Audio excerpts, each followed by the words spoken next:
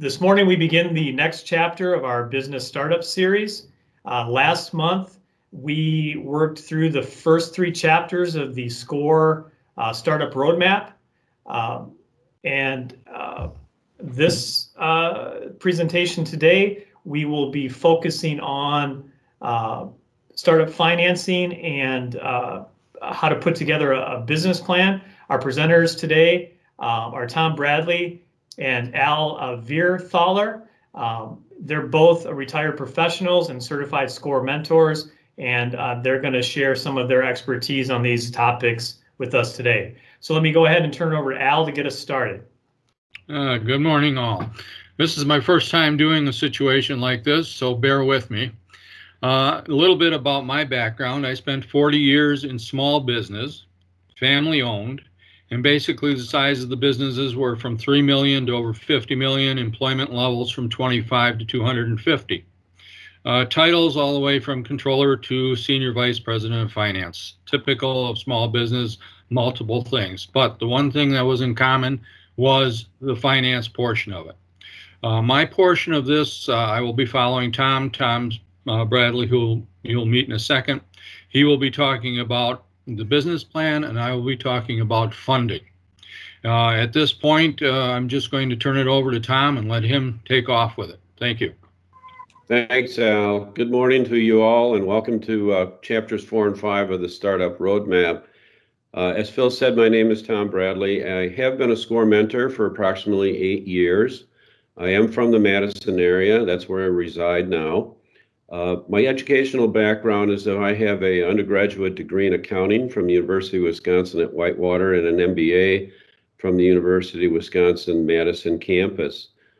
Following my education, I embarked on a 40-year career, for the most part, in consumer products companies. The first half of that career was in finance and accounting in those companies, and the second half was actually running divisions or small consumer products businesses.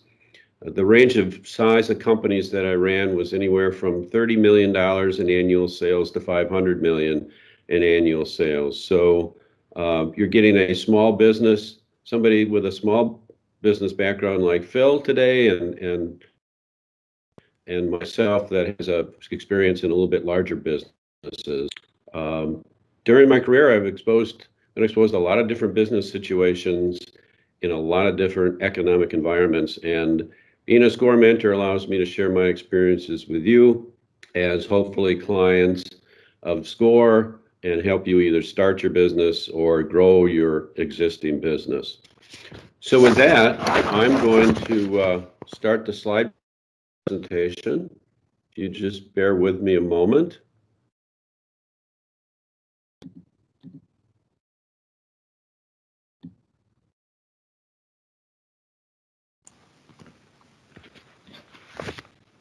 Looks good, Tom. We can see it. Okay, great. Thanks for that. So anyway, in chapters 1 through 3 of the Startup Roadmap, you were asked to do a review and evaluate many things. Among them was to complete a self-assessment on your skills, on your experiences, and also your personal readiness to be an entrepreneur. And hopefully those evaluations went well. Owning your own business, it requires you to wear many hats. I mean, one day you might be an accountant, the next you might be out selling your products and services, followed by a day spent with some marketing people to figure out how to best communicate the existence of your business to potential customers.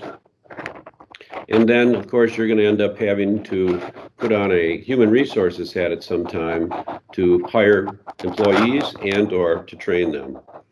So you can't possibly know everything yourself. So you have to evaluate your strengths and your weaknesses and seek help from people, hopefully a SCORE mentor, to shore up those areas where you don't have as many experiences. You are also asked to do a review of your personal financial situation, and that'll help you understand how much of your own money you can afford to invest in your business. And it also helped you identify your personal assets that could be used as collateral to secure a loan to help fund your business. Additionally, you were asked to identify some people close to you to use as your support, whether those are friends, families, you may know some other entrepreneurs, and hopefully a score mentor as well, because you'll need help along the way. You'll be pulled in many directions every hour of every day, and you will need support people to rely on. And then lastly, of course, you were asked to further define your business idea. Now it's time to write a business plan. Owning a business is going to consume the majority of your waking hours, and it's also going to consume the majority of your resources. So this effort really deserves the time required to fully vet your business idea. You wouldn't consider building a house without a blueprint. You wouldn't consider going on vacation without a destination in mind, and probably some reservations and some directions as to how to get there. So studies show that people that have fully prepared a business plan are more than twice as likely to succeed in business, and also more than twice as likely to secure capital to invest in that business. Completing a business plan helps you to avoid making mistakes down the road and keeps you on track. But it also is an opportunity for you, the entrepreneur, who has all these ideas and concepts in their head, to translate them to paper so that you can convey to other people who you're going to need to run a successful business, like a bank, an investor, potentially a partner, potentially a supplier, and even your own employees. It provides an opportunity for them to read a business plan and understand what you are trying to accomplish and what your goals are. You always need to be reminded of what your goals are going forward. I think that most people's reluctance to writing a business plan is that it seems too daunting. But you don't have to do it all at one time. Each of the business plan concepts, templates that we're going to talk about, is broken into many parts. And the best thing to do is to address each one of them part by part. Start a part, put the information in that's required that you know of, put it down, seek advice from a mentor or somebody else, a friend or family member, whatever. Pick it back up and do that as many times as necessary until you complete it. Then move on to the next part. It's really a business, it's a process. And it shouldn't take one night or one weekend or maybe even 1 week to complete. It's that important. Hey, Tom. Yes. Tom, this is Kara. I'm getting a lot of feedback. I think that it might be, do you have any papers that are resting on your microphone? I'm not sure if you're speaking into a, are you just speaking at your computer? I'm speaking at my computer, yeah. Okay. Sorry to interrupt. It was getting to the point where it was hard to hear you. Okay. Is this better? Yep, that sounds good. And I can't quite tell what's causing it, but I just wanted to let you know. So I may check in with you periodically if I hear it again. Okay, good. I moved my computer closer to me. Okay, thank you. Okay.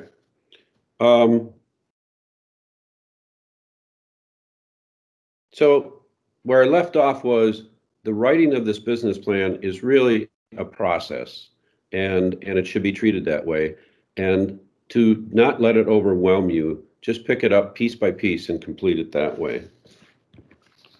So now we're talking about taking all the information that you gathered in previous chapters and actually putting it together in terms of a business plan. And your chapter identifies two different types of business plans. One is the traditional business plan, which is multiple pages and divided into segments, as you see here on the screen.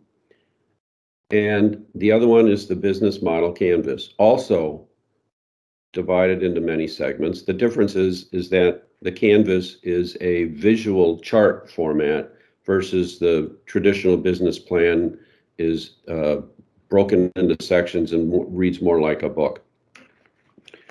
It's my opinion that the traditional plan is appropriate for everybody because it has all of the key information in it that anybody outside your business needs to know.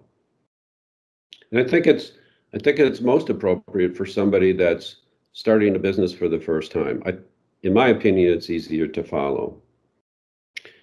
The canvas is, I think, probably good to be used for an entrepreneur who has many ideas going through their mind in terms of businesses that they could start. And it's an easy way to vet which one of these ideas they eventually want to pursue. It would also be, I think, very appropriate for somebody who's already in business, already an entrepreneur, that has an idea that they might want to add an additional product or an additional service to their existing offerings. And the canvas is a fairly quick way to determine whether or not you have the resources existing in your own business to launch that product or service, or if you're going to need additional resources and or business relationships. Neither one, both of them are good. Download the templates later on of each and look at them and pick one which is which you're most familiar with, or which would be easier to go through in your mind. But going forward, I'm going to spend, for the most part, most of my time on the traditional business plan and its various segments, because as I said, you'll have to answer the same questions in the business model canvas as you do to complete the traditional business plan. So the traditional business plan is divided into a number of segments, and let's take a closer look at each one of them. The executive summary is just that. It is a summary of all of the other components of the business plan. Because it's a summary, it should be written last. So complete the rest of it and then just summarize everything in your executive summary. Your company description should include, for example, what your product is, what your target market is, who your consumers might be, who you're going to serve, and what their goals are. And to give you an example, let's assume that I'm an entrepreneur who wants to start a lawn care business. And I might describe in this segment in the company description is I want to start a business, a full service lawn care business for the residential market. And here I've described that it's going to be a lawn care business. It's going to be full service, provide many different activities, and also focused only on the residential market. That's an example of what you might put in the company description segment. Try to make it as concise as you possibly can. The next section is the products and services. And here, we need to do a much more in-depth description of your product or your service to include what problem your product or service is solving in the marketplace. Many businesses are started because the entrepreneur sees a problem in the market for which there's no solution, and he or she identifies a product or a service that will solve that problem. It's very common for businesses to start that offer solutions to existing problems. The other thing to do here is to identify how your product and service is going to be different, or how you are going to differentiate your product from those of your competitors. So to give you another example, using the lawn care example, I might write in this section that I want to develop a one-stop shop for all lawn-related services to include mowing, fertilizing, pruning, aeration, and cleanup, saving my customers from having to employ many different companies to complete their service. So that's an example of what might be included in your products and services section of the business plan. The next section is the marketing section, the marketing plan. And this is an extremely important part of the business plan in that it first identifies the market that your product or service is going to serve. And you'll need to know everything about that market that you possibly can. And there's many resources at the end of this chapter that you can utilize to get information on various markets. There's tons of information on the internet about various industries and various markets, but you want to know what's the size of the market, because ultimately you're going to want to penetrate a certain percentage of that market in order to grow your business. Where the market exists. Is the market a mature market, or is it in its infancy? Meaning, are there very few competitors maybe initially, or if it's a mature market, you might have a lot of competitors. Is the market growing currently, and is it expected to grow into the future? Most probably you want to engage in a market that's growing for future advancement of your business. Once you've identified the market, you need to identify the type of customer that you want to pursue within that market.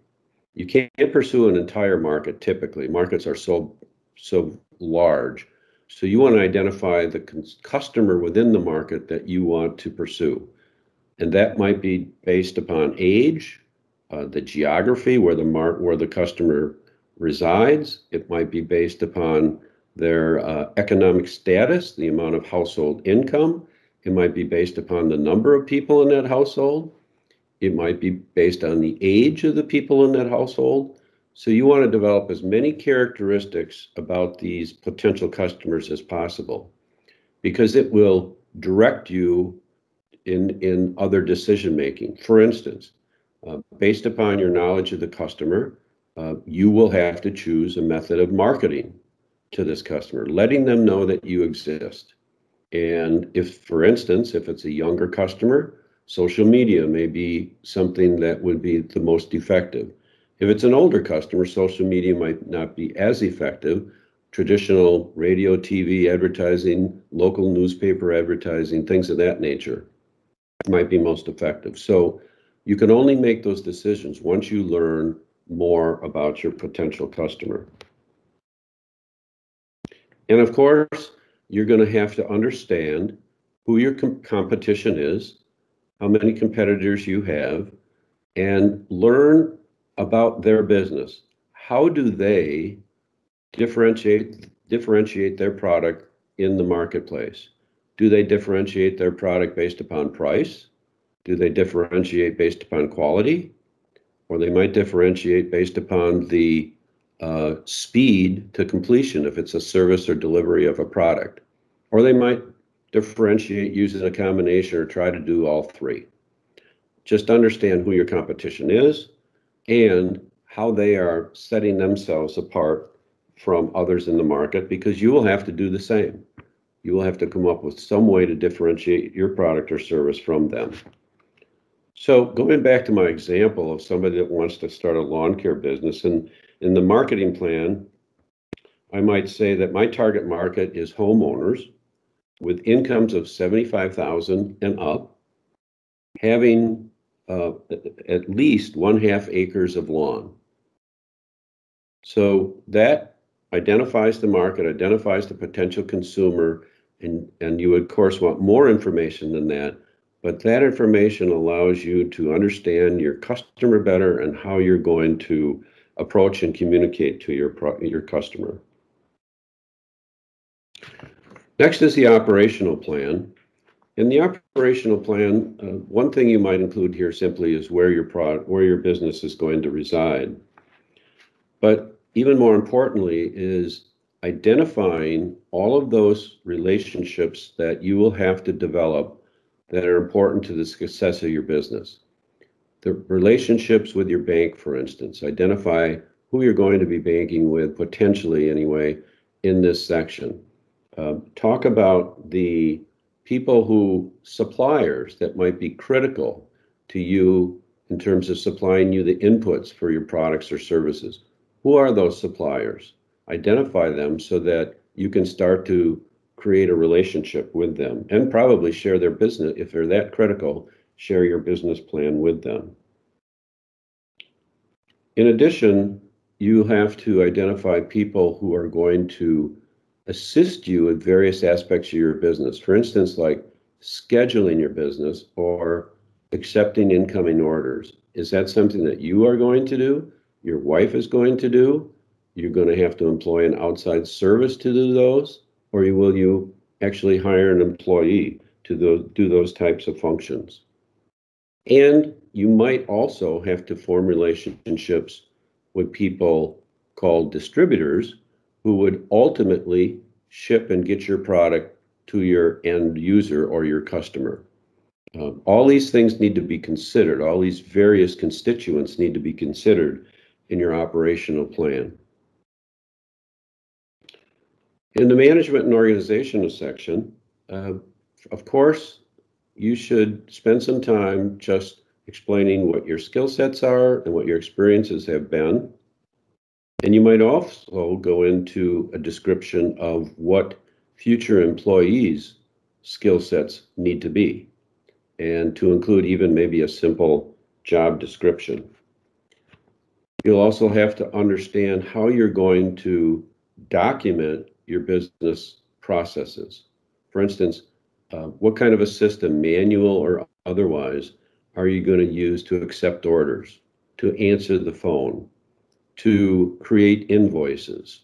What systems are you going to use to pay your own bills? How are you going to monitor or process your payroll?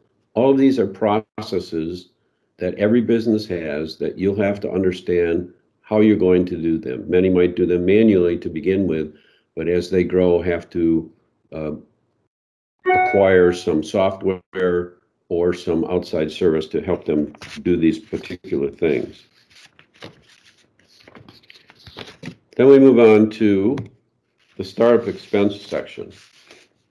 And these are all in your template, and your business or your chapter asks you to download the startup expense and capitalization template, which also can be daunting. So I want to take a little bit of time to go through what the template looks like just in aggregate. It's kind of broken into sections. Again, these sections can be completed piecemeal. Don't try to complete all of them all at once. And you may not have answers to all of these, the questions that it asks or the things that you'll need to complete, but use your best guess, or don't put in anything, put it down, go to a mentor, get input, and then complete it. So your startup expense template is broken down. Essentially, the first part asks you to input the capital that you're going to get to start your business.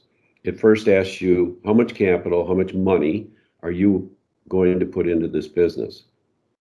Then it asks, are you going to get capital or money from others, investors, partners, or banks? You may not know that right now. And so it's okay to just leave that blank, and we'll come back to it later.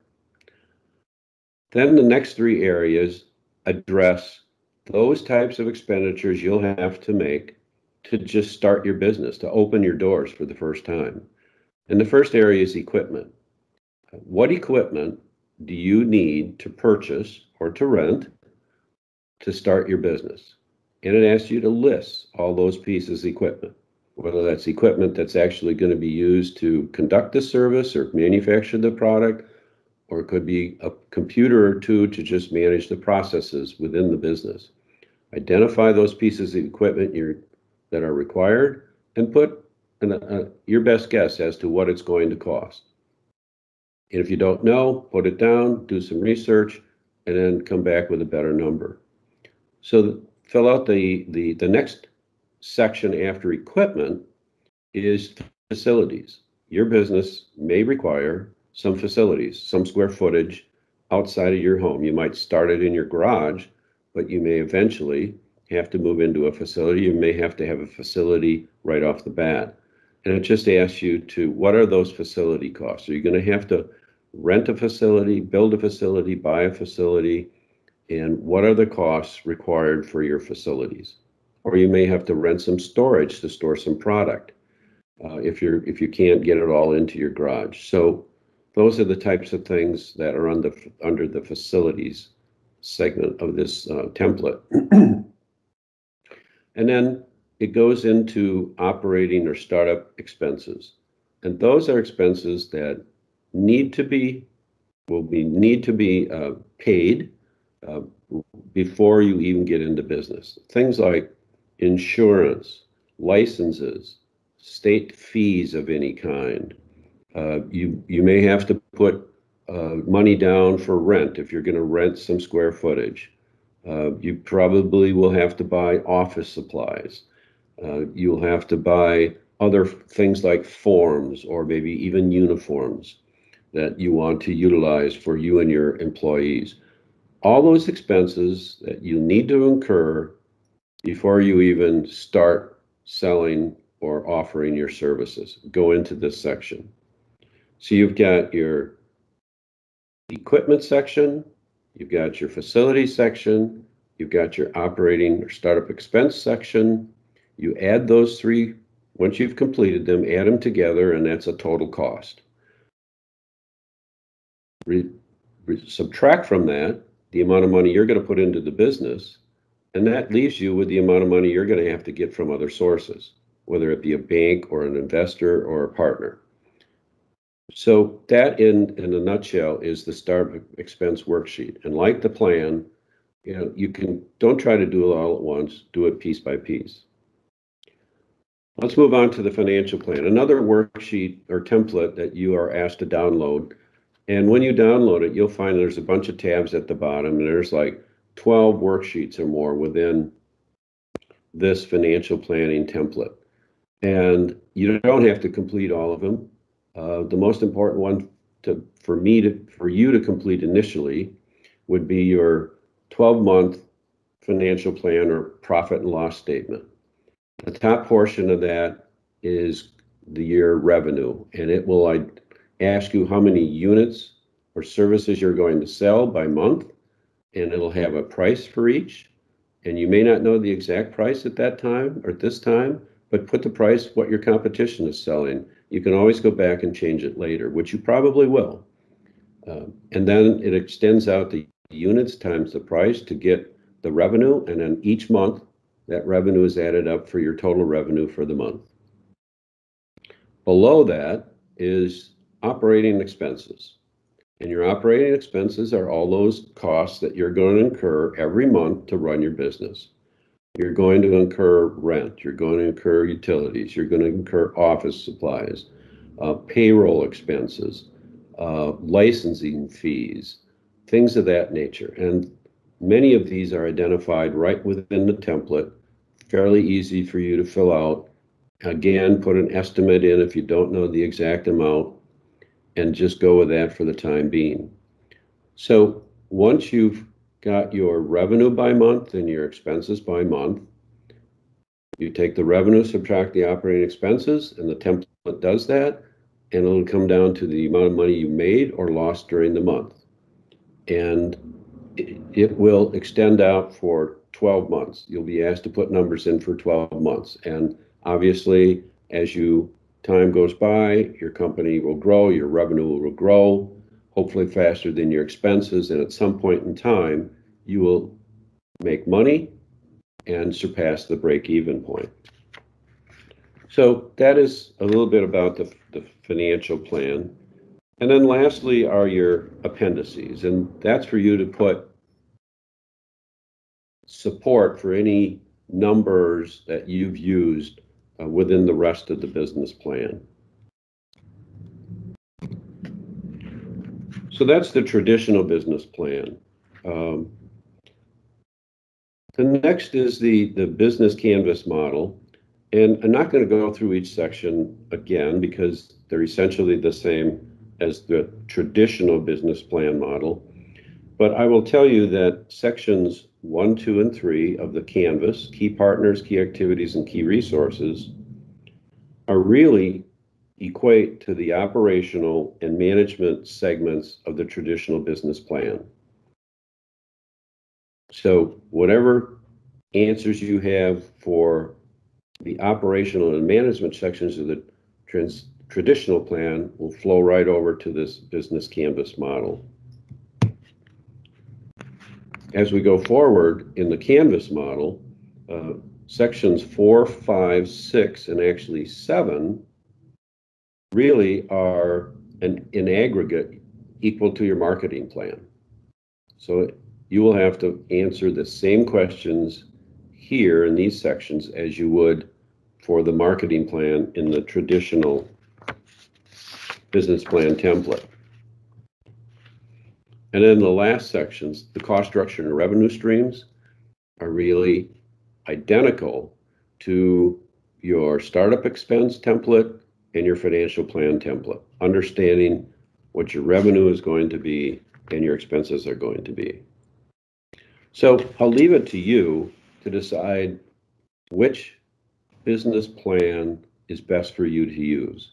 One might make more sense to you than the other, but at the end of the day, you're going to have to answer the same questions depending upon which one you use. So download those business plan models, take a look at them, and then choose one.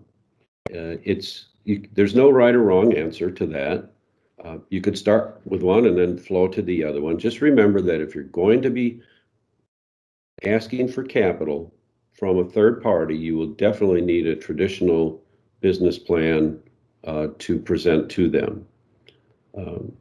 So that is all I have to say about business plans. Hopefully that was helpful. And now I'm going to turn it over to Alan. We'll talk about funding. Alan? Yep, I'm back with you, Tom. Thank you very much. It was an excellent presentation. Well, the next step, of course, is finding funding. And the funding goes back again to the business plan. And I'm going to go back to the basic business plan because that is the one generally presented to most people that will think about and consider funding your business. As far as sources, we will go through and talk about several different sources as we go on.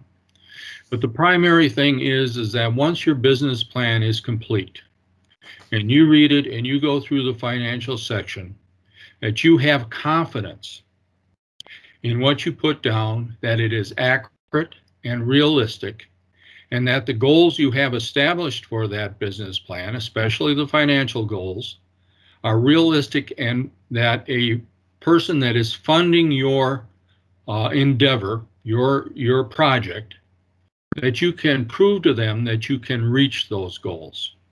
So let's go on to the next section, Tom. Okay, as Tom pointed out in chapter 1, we went through your business finance statement. Well, here your personal credit comes into a great deal of importance, knowing where your credit score is and how disciplined you have been with your own credit. Now, this is important to any lender because it is going to be a demonstration that you as an individual have discipline and that you will carry that discipline over to your project. You also will note that we have personal finance worksheets. In other words, how much capital, how much are you willing to invest? What can you put forward as part of the project? Because your lender, your funder, is taking a risk in providing you funds. His question is also how much of a risk are you willing to take as part of your project?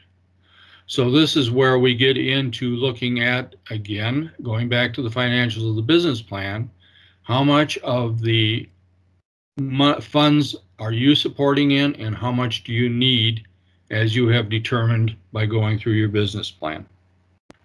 Let's go to the next page, Tom. Here we get into the different types. Debt financing options, obviously you have bank loans. This is the most common of the ways to finance your ongoing project. Now, as part of this, to help induce, you will see that we have SBA guaranteed loans. Well, SBA is the Small Business Administration. Many of your banks work with and are supported by the SBA. Now, what does this do? Let's say you have, as Tom pointed out, a business that requires funding of approximately $50,000. And you can put in, let's say, $10,000, so you need to finance $40,000. Now, if the bank is going to finance the $40,000, that is a total risk on their part. However, if you are able to apply for an SBA guaranteed loan, those loans generally come in where the SBA, the Small Business Administration, comes back to the bank and says, we will underwrite or guarantee 65, 75, up to possibly 90% of that loan. Well, this greatly reduces the risk that the bank is taking as part of funding you. And what you have to remember is that the bank is not, any financial institution is not lending their money. This is a very important issue. They are not lending their money. They are lending their depositors' money.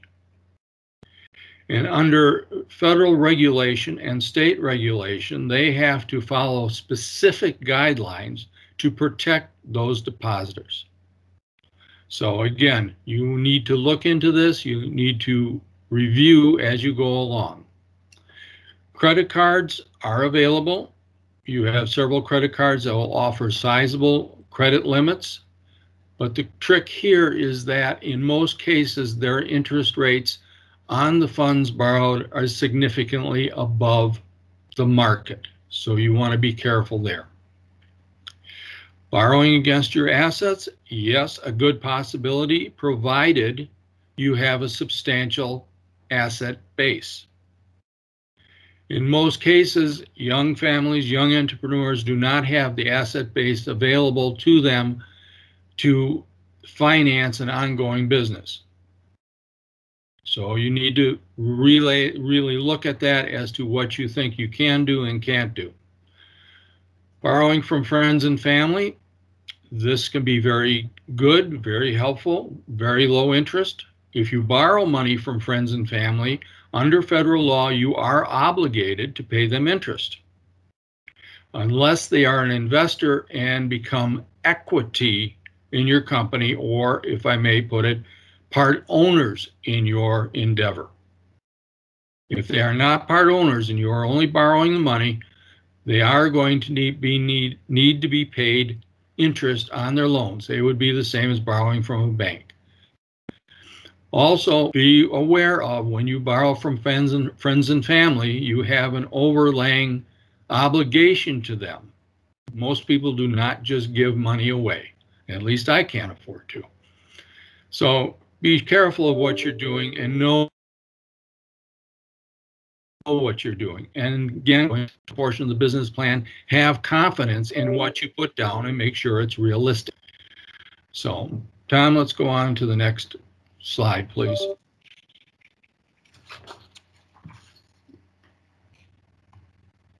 Tom, can we go on to the next slide? Thank you. How did we go? Back up one, will you, Tom? That's the one I wanted, yeah. So, as I said, there's friends and family, angel investors. Those are people outside that will invest in your business based on a potential return. Venture capital is out there. Generally, they participate in only larger endeavors, and they generally like to have control of your business when they invest. Venture capitalists, in most cases, will invest a period of time, 3 years, 5 years, 7 years, but then they look to basically go to a public offering, as it says, or basically sell your business so they get a very large return. Not recommended at this point as far as I'm concerned. You can go through, as you go through the roadmap, you can read the details on each of these different areas for yourselves and become much more acquainted as to what's available. Next slide, Tom. Okay, as I indicated earlier, a bank loan. How do you get one? Well, you need to have a deposit. Let's say you're buying a house. Usually you buy a home and you're going to have to put 10 to 15% down. It's no different when starting a business. The banks are going to look for you, as I stated earlier, to put something into your business, to have risk the same as the bank is taking a risk. It is very important to know ahead of time how much you can safely invest in your business, take the risk. You have to remember that you're starting a business, and in the early years, the 1, 2, and 3 year period, that's the highest failure rate for any new business. And banks and all lenders are very well aware of this. So they want you on board with the same amount of risk that they have. Another thing I do want to point out is that almost every vendor I have ever dealt with requires personal guarantees from the person that they are lending the funds to. So you may be getting money for your business, but the bank is still going to look to you personally to guarantee that the bank is paid back the funds they lended to you. And this goes back to my earlier point that the bank does not lend its money, it lends its depositors' money. You can see from the listing there that there are several different types of loans available, and it depends on the amount of money that you need. Certain of these, as you see indicated on our slide, are for smaller amounts, others for larger amounts. You will need to determine through, again, your financial statements and the type of business you're planning as to where you need to go to obtain the funding that you need or require to get your business off the ground. And only you can do this. We can go to the next slide, Tom. I do want to just state to you certain things that we have. We have bank loans, of course, and we have smaller SBA loans. When they get bigger SBA loans, then usually a bank or another financial institution comes in. We have nonprofit lenders and credit cards, as which we indicated and saw what they could do. And again, we'll go back to the roadmap. These are all outlined in the roadmap. What I would suggest as we go into the pitch here is that prior to going to a pitch, you have a local bank that you probably have a credit card account with, a checking account with, a savings account with, or some other relationship with. I would say go in and speak with the individuals there.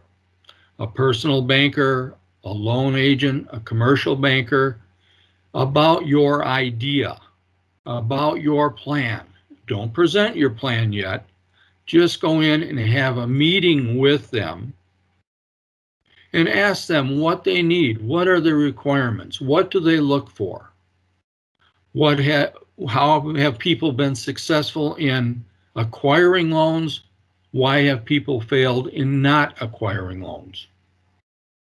This will give you a background and some idea on the importance of where they put importance in certain areas of developing your business plan and how much emphasis they may or may not place on your financials and your ability to repay or what they need for equity for you to put in. These are very important statements. Then after you have that, then ask them. Go back again after you've developed some work and have an idea. Have another meeting. If these people can't, then you're going to have to develop other sources which are available to you. But ask what kind of loan applications, what's the committee process, what's the approval process that they go through. I have done, in my early years, I did a multi-million-dollar Farmers Home Administration loan to build a new facility, and it took me 10 months to acquire the financing. It was an underwritten loan at 80% of the amount borrowed by the FMHA. It was through the Chase Manhattan Bank and then loaned off to the Aetna Insurance Company. So I can tell you that it takes time, it takes perseverance, it takes understanding, and most of all, it takes being realistic and having confidence in what you are doing. So, I also want to point out that for smaller organizations, there are a lot of local lenders or charitable lenders, or what I should say, government-style lenders that work. You can utilize your local Chamber of Commerce. They usually have a lot of insights, or you can go on the web. For example, in the Milwaukee area, there's the Milwaukee Economic Development Corporation. Throughout Wisconsin, there's the Wisconsin Women's Business Initiative Corporation. There are other state-type organizations out there that you can approach to obtain lending. One big help that I have found is if you go to sba.org, to that website, and go down and say find funding.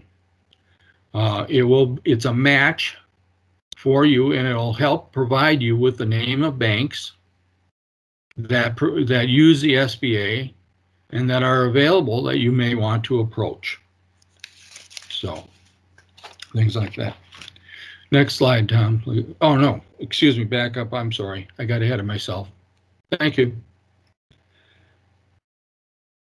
Now, also in as part of this is your personal presentation, is you personally. And you'll notice on here they would like a resume. And this is normally comes along, and what it says is what's your expertise, what's your background with regard to the project you're presenting. And this goes a long way to giving the bank confidence that you have the ability and the knowledge, the know-how to be able to manage and run the business that you are hoping to develop. This is an important aspect when you're putting out the pitch. You want to have whomever is going to lend you the money have the confidence in you personally and in your presentation that you can make this a successful endeavor. We can go on to the next one, Tom.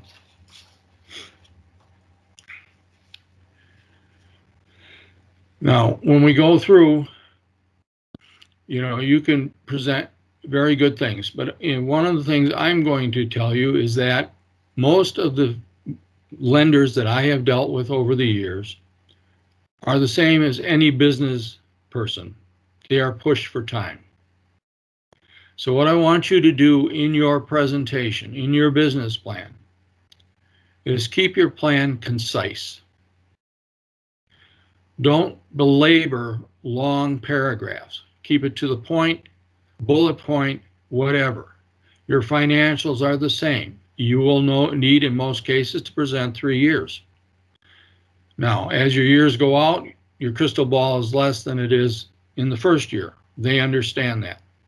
But if they make you a loan, they are going to look at the roadmap, the financials you gave them, and measure your performance against what you gave them. Again, the purpose of being realistic. So again, I'm going to go back and just recap. If we go to the wrap-up, Tom, the next one. You want to look at your financing, and you want to look at it for the long haul. The long haul is generally depending on the type of equipment, land, buildings, etc. can be anywhere from 3 years to 30 years. Example, if you're buying tooling and equipment, usually that's 3 to a maximum of 7. If you're buying land, that generally runs 20. If you're going to build a building, you can get 20 to possibly 25. So these are things, as you're building your statements, you need to do your research so that as you put your financial plan together for the presentation to the lender, whether that be, again, a government organization, a financial institution, bank, or savings and loan, or something of the similar, that the story you are presenting is realistic. And then we'll go back down to where Tom and I come in and what we have been doing for many years. As Tom indicated, he's done it for 8, I've done it for 5, and that's our mentoring.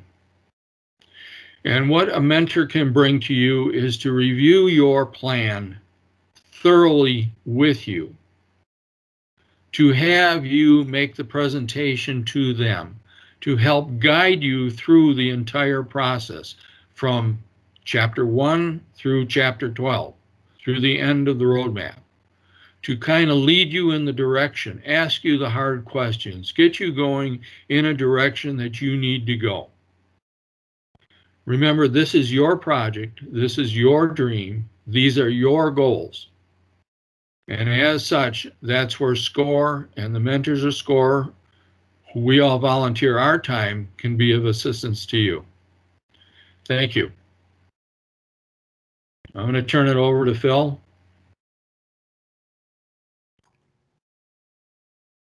Well, thanks for the great information.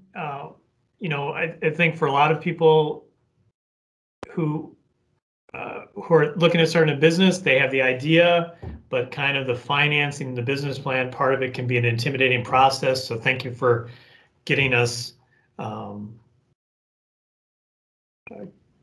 giving us an overview of everything so that we can dig into it and then hopefully get some further answers as we go along. That's a reminder to everybody, next month, or not next month, next workshop, you'll have a chance to ask some questions as you work through your business plan. You have questions, Al and Tom will be back to answer your questions. We'll also have a Mark Lorenz from Johnson Financial Group will be here on the 16th to talk a little bit about the business plan from the lender's perspective, to give you a little bit of insight to what they're looking for. So hopefully that will be useful to everyone as well. Tom, could you go ahead and stop sharing your screen? We can pop back in to the meeting format.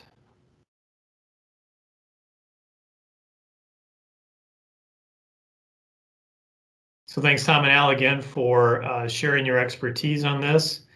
And again, be sure to check in next time. I want to turn over to Kara now, who's going to talk a little bit about a special presentation we have on the 9th. Kara, what do you have in store for us?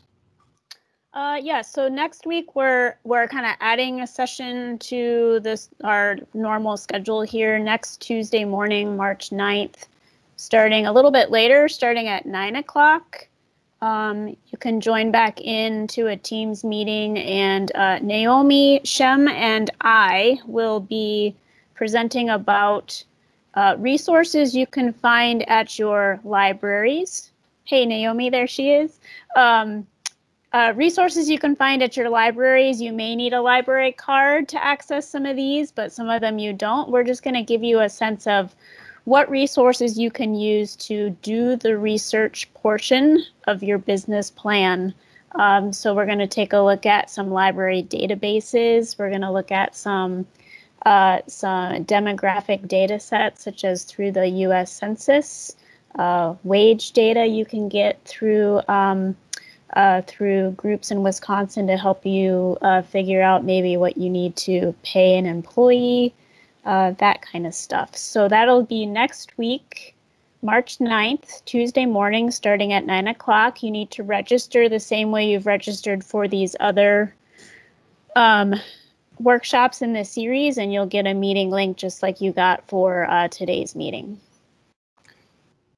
So, Kara, we had a quick question. How long will that be? I assume that's in reference to the March 9th program. It'll be under an hour. We'll be wrapped up by 10 at the latest. So if you haven't already done so, be sure to register for that program on the 9th and then the workshop on the 16th. Again, those are just going to be some great resources for you as you work to put your financial projections together and your business plan. On that March 16th workshop, you'll have plenty of opportunity to ask any questions as you're working through that part of the roadmap. But while we have Tom and Al on, if you have any questions, feel free to ask them now, and they can give you some preliminary answers. And Tom, I had muted your microphone, so you need to unmute yourself if you have a question. If someone has a question for you. Okay. There you go.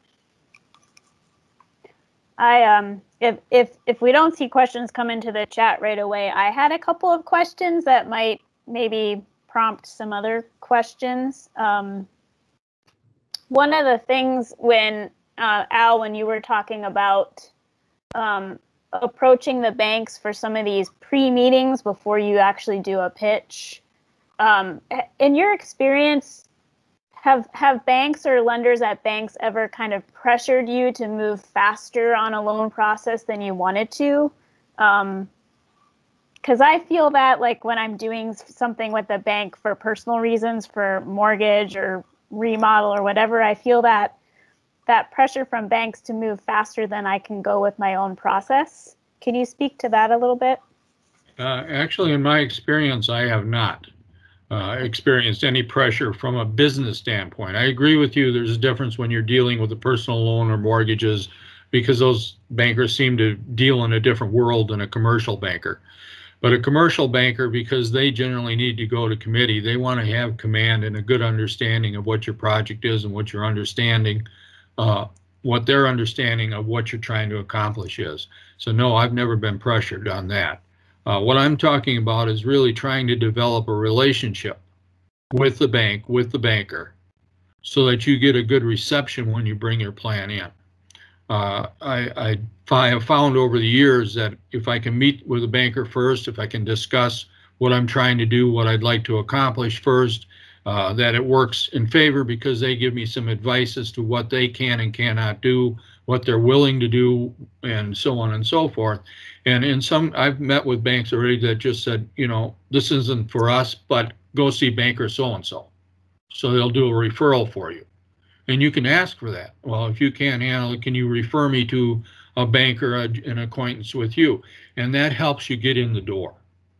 That gives you somebody that's open to listening to what you're trying to do. And then tell them you're working on your business plan. Do they have a format that they like followed? What type of information are they seeking? So on and so forth. This helps you from duplicating or having to go back and rework your plan because it didn't meet their requirement. And Tom and Al, so in your experience, do you ever have a situation where maybe it's you're working with a mentee who's maybe coming to you after they've already presented a business plan to a bank, and the bank said, you know, your financial projections are just a little too optimistic. We don't, do the banks get into that kind of assessment where they say, well, we just don't see your business turning a profit that quickly, or anything like that? The answer is yes. I've had two different situations in that regard. Both these individuals came in to be mentored after the fact, after they got going, and we looked at their business plans and, you know, just tailored them back a little bit. And, you know, asked them again to go back to their banker and find out what the true reasoning was, what's going on, what didn't they like, where should they be, and why they drew the conclusion that they did with regard to the financials that were presented. If they thought they were too high, why did they believe that this individual had overstated a realistic view or realistic goal? Wanted to know why. What was the bank's input behind? Was it just that they don't want to make the loan? Or were they really serious that they based it on the competitiveness of the market, their knowledge of the market, and didn't feel that the individual would be able to meet those goals? And in one case, it was simply they had to change lenders, went to a different facility, that was fine. In another case, yes, the bank came back and said, we like your project, everything's going good, but we really believe that the climate is so competitive that you will not achieve these numbers. Now, what can you do to bring us numbers and also reduce your initial investment? Which the individual had put in Cadillac everything, and they were able to pull it back in line and did receive the loan. So it works. I just want to make a comment regarding bank loans or loans of any kind for that matter. Any of you who take your business plan to a bank, a lender, and get it turned down, I wouldn't take it personally. I want to explain that banks have business plans too, and they can only lend money commercially, a certain amount of money, into various industries. So if you happen to bring a request for a loan into them for a particular industry, let's call it a restaurant, and they say, no, we just can't do that, it's not necessarily because they don't want to. It's only because they have a level of bank loans that they are allowed to commit to as defined by their board of directors, and they may already have maxed out the amount of money that they can lend to restaurants. So so it doesn't mean that your business plan is not a good one. It just means that the bank is already at its maximum in terms of lending for that particular industry, and you just have to go to another bank.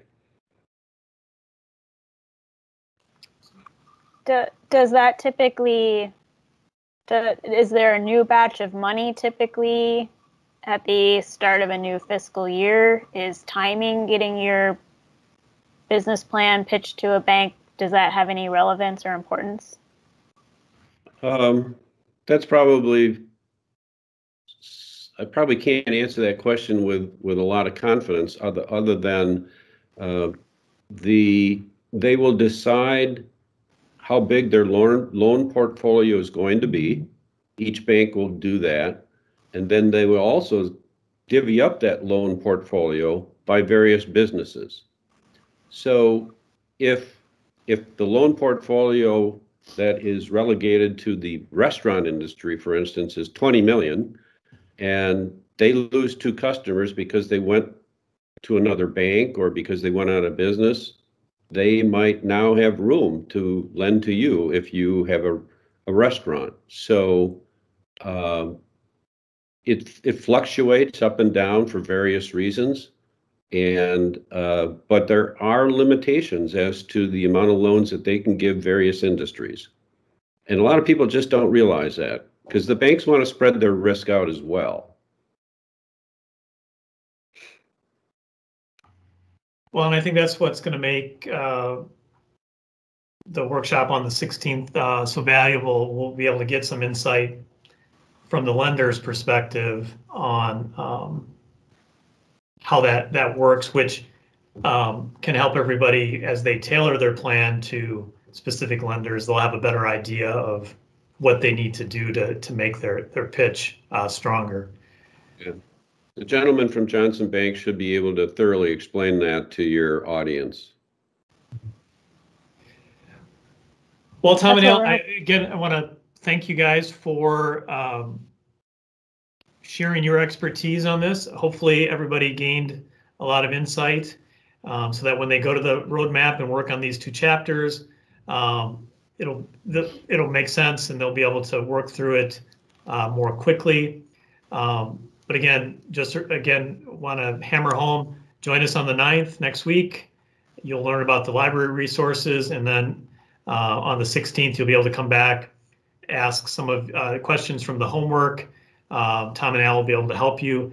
But I also want to remind you that another opportunity that you have is to sign up with a mentor, where you'll be able to ask even more specific questions and get even more detailed help. If you'd like to do that but haven't, you can go to the SCORE Madison website. There's a form that you fill out, kind of sharing your little bit of information about what you're looking for, and they can connect you with a mentor. So, but again, I want to thank everybody for joining us, and we will see you next week if you sign up for Kara's program, and then hopefully on the 16th as well. So have a good week, guys. Okay, thank you. Thank you.